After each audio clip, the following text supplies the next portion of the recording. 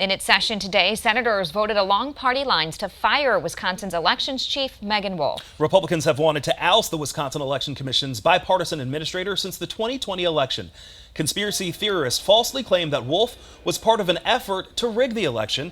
Now liberals are poised to fight the move. Attorney General Josh Kaul has already used a court case last year in Wisconsin that said an appointed position does not become vacant when a term expires. Today, he filed another lawsuit to keep Wolf in her job.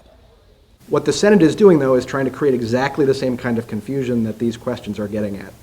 That's the story here. They have acted outside the scope of the law and are causing uncertainty that is totally unwarranted. Still ahead at 6, you'll hear from Wolf directly as she responds to the Senate's vote to fire her. The Senate also voted to override several of Governor Evers' budget vetoes, including his veto that preserved school funding cases for 400 years.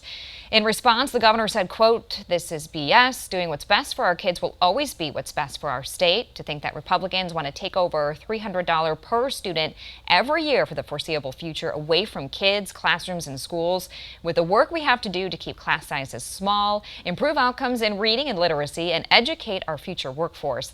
This doesn't justify logistics. It's reckless and wrong." Now to the State Assembly, which was expected to vote through a surprise bill lawmakers introduced 2 days ago that would revamp the way Wisconsin draws its legislative maps. Our political reporter Dariel Fair is at the Capitol with more. On Tuesday, Speaker Robin Vos held a press conference announcing Wisconsin's Republican-led Assembly was moving forward with a vote on a bill mimicking Iowa's nonpartisan redistricting model.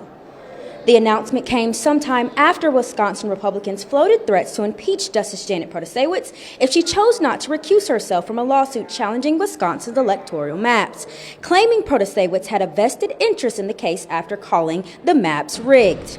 Vos said the plan would serve as an alternative to impeachment and that Democrats should support the bill as it meets their demands for a more fair redistricting process. Democrats immediately spoke against the bill, Governor Tony Evers among them, arguing that the state's Republican legislature could not be trusted to oversee the process, and its decision to introduce the bill now raises flags.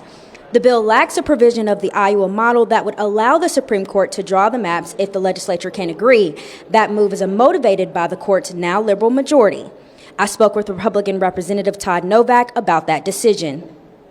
Why bring the Supreme Court in? And this is the difference, and I think everybody's getting confused, is the Iowa Constitution says the Supreme Court.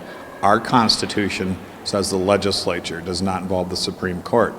That was a recommendation LRB to make it match our Constitution.